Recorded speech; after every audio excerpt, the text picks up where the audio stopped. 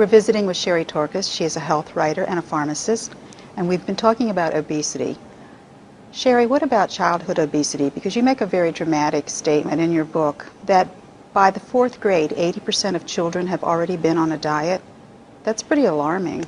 Yeah, and that was according to one study that was done in the state of California. It is very concerning that children today are struggling with obesity and are developing adult diseases as a result of being obese. We have record numbers of children being classified as having metabolic syndrome, and this is a collection of symptoms that greatly increases your risk of heart disease and diabetes. Children that are carrying extra belly fat, they have high blood pressure, high triglycerides and cholesterol. All of these factors are part of what we call metabolic syndrome, and today a growing number of children do present with the symptoms of metabolic syndrome. But we're also seeing that a lot of children today are already starting with the dieting.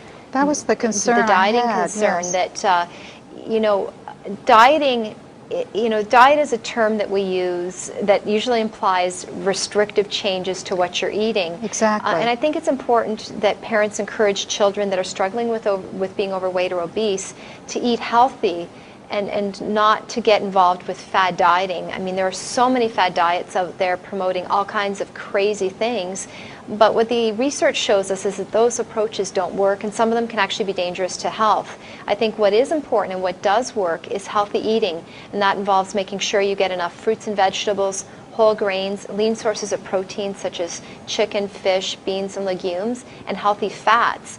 We don't need children today to be caught up at young ages getting anorexia or bulimia as a result of feeling that they have to do these things in order to lose weight. I think there are healthy ways that children can lose weight, and it involves getting the family more physically active, the family as a whole eating better, so that everybody can benefit from it, and rather than centering children out and making them feel guilty or making them feel that they have to follow some kind of restrictive diet.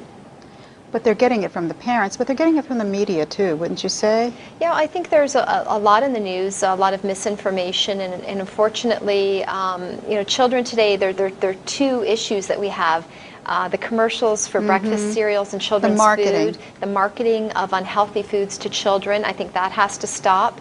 And I think we also need to reinforce positive messages about healthy eating and regular exercise and activity so that children get exposed to that and have that positive reinforcement of what really is important for healthy weight management.